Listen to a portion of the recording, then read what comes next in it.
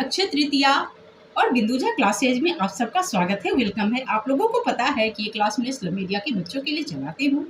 तो अक्षय तृतीया से रिलेटेड संबंधित कुछ बातें हो जाए बच्चों, ठीक है?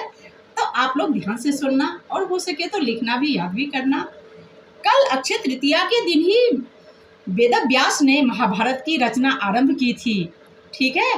भगवान गणेश ने कहना शुरू किया और वेद व्यास ने लिखना शुरू किया। महाभारत की रचना कल के दिन ही हुई थी। दूसरे नंबर पे आते हैं तो कल के दिन ही त्रेता युग का आरंभ हुआ था। क्या हुआ था? कल के दिन त्रेता युग का आरंभ हुआ था और द्वापर युग का समापन हुआ था, यानी द्वापर युग समाप्त हो गया था और त्रेता युग का आरंभ अक्षय तृतीया के दिन ही हुआ था।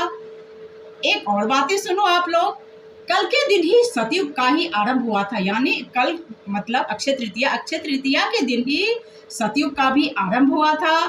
और अक्षय तृतीया के दिन ही आदि गुरु शंकराचार्य ने कनकधारा स्तोत्र की रचना की थी, जिस रचना के द्वारा उन्होंने महालक्ष्मी की असीम कृपा, असीम अनुकंपा प्राप्त की और हम लोगों को भी धन संबंधित जो हमारी कमी थी, मानवों में जो धन की कमी थी, उसको भी दूर करने के लिए बहुत बड़ा ब्रह्मास्त्र दे दिया।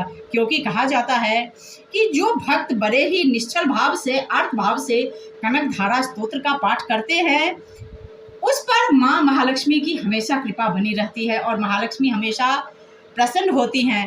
तो मैं तो करती थी, आप यकीन नहीं करोगे, मैं दुर्गा पाठ डेली करती हूँ, कनकधारा स्तोत्र का पाठ डेली में करती थी और मैं विष्णु सहस्रनाम का पाठ विष्णु सहस्रनाम का डेली करती हूँ।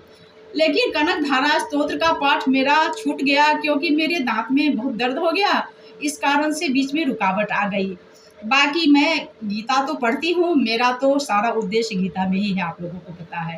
तो इतनी जानकारी मैंने आपको दी है और भी आगे बातें मैं ये अक्षय तृतीया से संबंधित कल के दिन में आप लोगों से करूँगी कि कल क्या क्या खरीदना चाहिए और अक्षय तृतीया की पूजा कैसे करनी चाहिए। अक्षय तृतीया की पूजा भी होती है, अक्षय तृतीया का व्रत भी किया जाता है।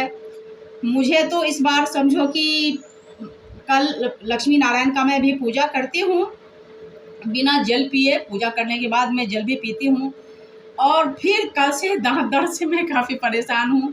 तो अभी थोड़ी तबीयत ठीक है, देखती हूँ मैं कर पाती हूँ कि नहीं। तो बच्चों फिर मिलते हैं हम अपने नेक्स्ट क्लासेज में। Till then bye bye. जय मैथिली, जय मिथिला, जय बिहार। आप सबको अक्षय तृतीया की ढेरों ढेर शुभकामनाएं और बधाई। Good afternoon.